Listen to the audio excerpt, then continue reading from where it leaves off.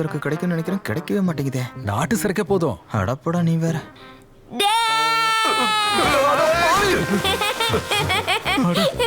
இவன் தானா?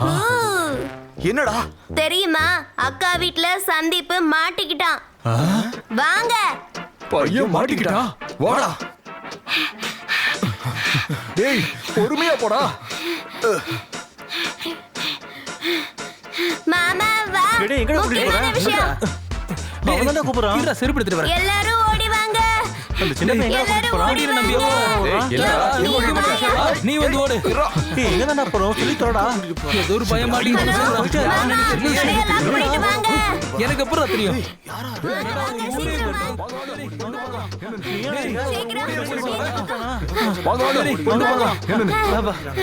இந்த வீட்ல அந்த பையன் அப்பவே நினைச்சேன். நான் நினைச்ச மாதிரி தாண்டா இப்ப நடந்திருக்கு. டேய் சொக்கா, உள்ள இருக்கிற பொண்ண மரியாதையா வெளிய வர சொல்றா. இந்த மாதிரி 4 பேர் கேட்டாதான் உண்டு. இங்க யாரு இருக்கா? அத உன் பொண்ணு கிட்ட கேளு, அப்ப தெரியும் யாருக்காக வந்திருக்கோன்னு. இவனுக்கு தெரியாம வீட்டுக்குள்ள நுழைஞ்ச மாதிரி பேசுறான். ரொம்ப நடிக்கிறான் அவன். நீ வரட்டும். அஸ்னா வெளிய வாமா. கூப்பிடு உன் பொண்ணை கூப்பிடு. சொல்லுங்கப்பா. ஒண்ணு இவங்க என்ன நடக்காத சொல்றாங்க? வீட்டுக்கு நீ யாரை வர சொன்ன? நான் யாரையும் மறைச்சு வைக்கலப்பா. அதெல்லாம் சுத்த போய் எங்களுக்கு இன்னைக்கு உண்மை தெரிஞ்சாகணும். அவனை வர சொல்லு. அவனை வர சொல்லு. உங்க பொண்ணு என்ன செஞ்சிருக்கான்னு.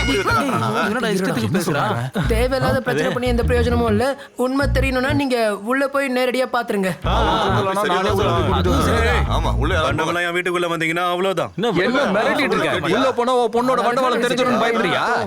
ஒருத்தர் உள்ள போங்க. பண்ணிட்டு நம்ம கிட்ட பார்த்தே ஆகணும். அவங்கிட்ட போய் பண்ணா நீ உள்ள போய் கூட்டிட்டு வா. பார்க்க பாக்குறாரு.